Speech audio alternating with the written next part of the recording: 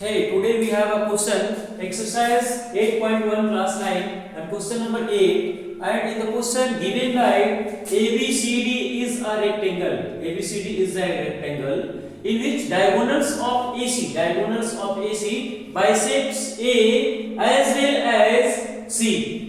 मतलब ये है कि ये जो AC डायगोनल्स है ये A एंगल को बाइसेक्ट करता है, that means angle 1 is equal to angle 2 as well as angle C को बाइसेक्ट करता है, that means 3 is equal to angle 4.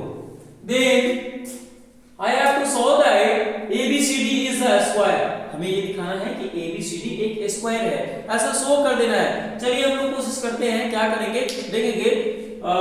Here since it's a rectangle, so in rectangle all the opposite sides are parallel and equal. So as DC is parallel to AB, and one more thing is AD is parallel to BC. अब AD और BC parallel हैं और ये AC जो है एक transversal line है जो इसको इंटरसेक्ट करता है, तो हमारे ये जो एंगल्स होंगे, एंगल नंबर 4 और एंगल 1, ये दोनों इक्वल होंगे. क्यों? इंटीरियर एंगल है, अपोजिट इंटीरियर एंगल, दो एंगल क्या हो जाएगा, angle 1 is equal to angle 4 हो जाएगा.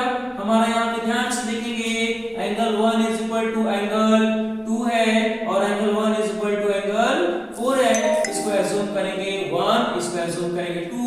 अब 1 और 2 से हम लोग क्या देखेंगे, 1 एंड 2 से हमारे पास क्या हो जाएगा, 1 is equal to 2 and 1 is equal to 4. So 1 equal, that means 2 भी इक्वल होंगे, यानी कि एंगल 2 जो हो जाएगा वो एंगल 4 के इक्वल हो जाएगा, यानी कि एंगल 2 जो हो जाएगा वो एंगल 4 के इक्वल हो जाएगा. और हम लोग ये बात पढ़े हैं, अगर किसी भी ट्रायंगल में जो एंगल्स होते हैं, दो एंगल्स अगर बराबर होंगे तो उसके सामने वाले जो साइड्स होंगे वो भी इक्वल होंगे, यानी कि हमारा 4 के सामने वाला साइड क्या है, AB, और 2 के सामने वाला साइड कौन सा है, BC, यानी कि हमारा ये भी हो जाएगा कि AB इज इक्वल टू हो जाएगा BC. ये दोनों साइड्स इक्वल हो जाएंगे, side equal AB and BC will be equal, यानी कि AB और BC हमारे दोनों इक्वल होंगे. और हमारा AB किसके बराबर में है, AB हमारा DC के बराबर में भी है, क्योंकि ये एक रेक्टेंगल है, तो हमारा AB DC के बराबर में भी है. AB किसके बराबर में है, DC के बराबर में. और ये BC किसके बराबर में है, BC AD के बराबर में है, क्योंकि ये रेक्टेंगल है. तो हमारा BC जो होगा, ये BC ये किसके बराबर, AD के बराबर. और इससे हमारा ये पता चलता है 3 से, और इसको 4 एज्यूम करेंगे, इसको 5 एज्यूम कर लेते हैं, इसको 6 एज्यूम कर लेते हैं, इन सारे से, यानी कि 3, 4, 5 एंड 6 से इक्वेशन फ्रॉम लिख देंगे, फ्रॉम इक्वेशन 4, 5 एंड 6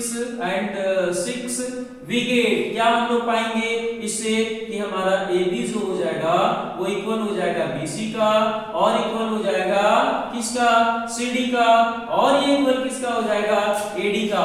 यानी कि इसके चारों के चारों साइड्स क्या हो गए, बराबर. ये इसके बराबर, ये इसके बराबर, ये इसके बराबर. और जिस क्वाड्रिलेटरल का ऑल 4 साइड्स इक्वल होते हैं वो क्वाड्रिलेटरल क्या होता है, हमारा स्क्वायर, ऑब्वियसली. देन हम लोग ये लिख देंगे, therefore ABCD is a square. ABCD क्या है, स्क्वायर है. ये हमारा फर्स्ट पार्ट इसका. ये चीज हम लोग देख लिए कि ABCD एक स्क्वायर है, ABCD एक स्क्वायर है.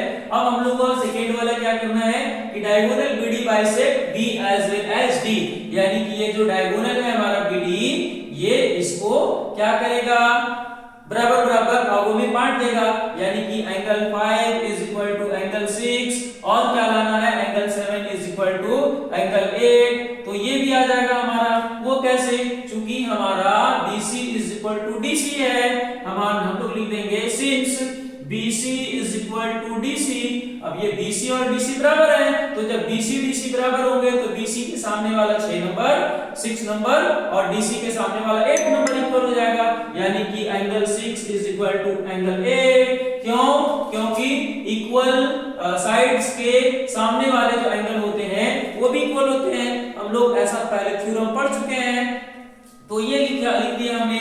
और इसी तरह से AB जो है वो AD के इक्वल है, और क्या है हमारा AB is equal to AD। और जब AB और AD इक्वल है तो इसके सामने वाले AB के सामने वाले 5 और AD के सामने वाले 7 ये भी इक्वल होंगे, यानी कि angle 5 is equal to angle 7। और क्या है, अभी हम लोग क्या पढ़े हैं कि ये वाला एक रेक्टेंगल है, तो रेक्टेंगल में क्या होता है, ये 6 एंड 7 बराबर होंगे। वो क्यों? इंटर है, अपोजिट इंटीरियर एंगल, तो angle 6 is equal to angle 7 हो जाएगा। हम लोग लिख देंगे सिंस क्या, AD is parallel to BC, AD is parallel to BC, AD और BC पैरेलल हैं, और इसको ये DB ट्रांसवर्सल लाइन ले रहा है, तो हमारा ये 6 जो है किसके इक्वल हो जाएगा, 7 के। Therefore angle 6 is equal to angle 7। तो हमारा यहाँ पे देख लेंगे एंगल 6 और एंगल 7 हो गया ना, ये वाला इसके इक्वल होगा, यानी कि 6 जो है हमारा 5 के इक्वल हो जाएगा, यानी कि angle 6 is equal to angle 5। और देख लेंगे हमारा, चूंकि ये 7 अगर यहाँ आ जाएगा तो angle 7 is equal to angle 8 भी हो जाएगा। मुझे तो यही लाना था, 5 और 6 को इक्वल करना था, ये भी हो गया, और 7 और 8 को इक्वल करना था, ये भी हो गया। तो हमने ये भी प्रूव कर दिया कि BD जो है वो भी एंगल B को और D को क्या कर रहा है, बाइसेक्ट कर रहा है। हम लोग लिख देंगे hence BD bisects angle B as well as angle D। यही तो प्रूव करना था, जो कि आसानी से प्रूव हो गया। ऐसे इसको डायरेक्ट हम लोग ये भी लिख सकते थे कि ये जो स्क्वायर है ना, स्क्वायर का प्रॉपर्टी होता है कि उसके जो डायगोनल्स होते हैं वो ये जो एंगल्स हैं इन एंगल्स को बाइसेक्ट करता है। ये चीज को भी हम लोग लिख सकते हैं, ऐसे भी हम लोग प्रूव कर सकते हैं। तो बड़ा ही आसानी से इस तरह से हम लोग इसको प्रूव कर लिए।